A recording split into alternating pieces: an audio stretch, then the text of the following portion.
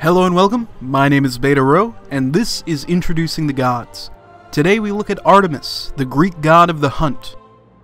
Artemis is one of the many Greek gods fathered by Zeus. She is the twin sibling of Apollo and is the daughter of Leto. She was born before Apollo, and right after being born, assisted as a midwife in the birth of her twin. Because of this, she is prayed to not only for the hunt, but in times of birth. Her hunting skills are legendary though. She knew she was the best hunter in the land, and anyone who challenged that notion met unfortunate ends, such as Adonis, who Artemis sent a wild boar to skewer. This lore certainly paints a picture of Artemis in the game. Her bow is what her success is based on. Because of that, accuracy is needed. She's tagged as a ranged fighter, dealing physical damage from a distance.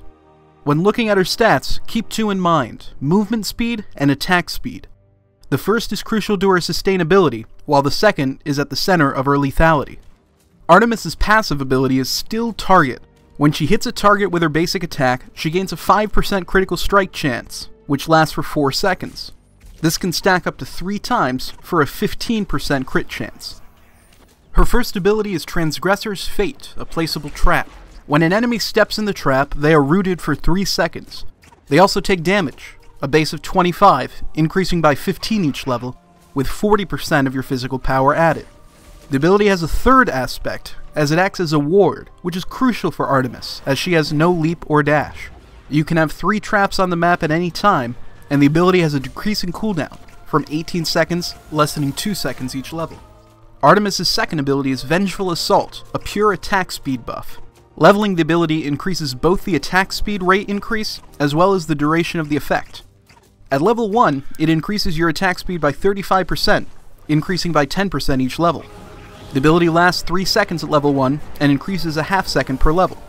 And remember, because the ability adds a percentage buff, it becomes stronger when your items also increase attack speed. It also has a decreasing cooldown, from 18 seconds at level 1 to 14 seconds fully leveled. Her third ability is Suppress the Insolent, which is her only focused damaging attack. She fires a volley of arrows into the air, which lands at the ground target, giving area of effect damage. It does a base of 90 damage, increasing by 65 each level, adding 30% of your physical power. In addition to the damage, it also slows any enemy hit, making it an invaluable ability when attempting to close the gap between you and an enemy for the kill. It has a flat 10-second cooldown. Artemis' ultimate is the Caledonian Boar, harkening back to her lore and the boar that killed Adonis. When the ability is used, a boar appears next to Artemis. If an enemy god is in the wide range of the boar, it will charge to that god, dealing damage and stunning them for 2 seconds.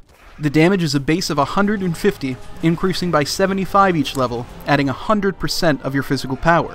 The boar stays alive for 6 seconds, so if there are 3 gods in its range, it will attack and stun all 3 gods. It has a 90-second cooldown.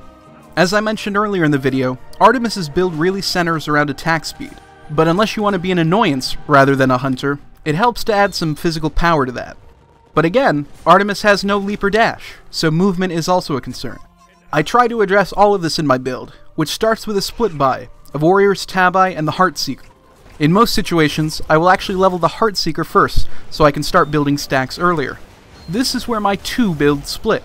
Because, while Artemis should, in my opinion, be built with damage in mind, every once in a while you'll find yourself on a team that necessitates a hardier Artemis. She won't necessarily be a tank, but she can be more of an initiator, without worrying about sustainability as much. My normal build's third item is Fatalis, allowing to move and shoot faster earlier.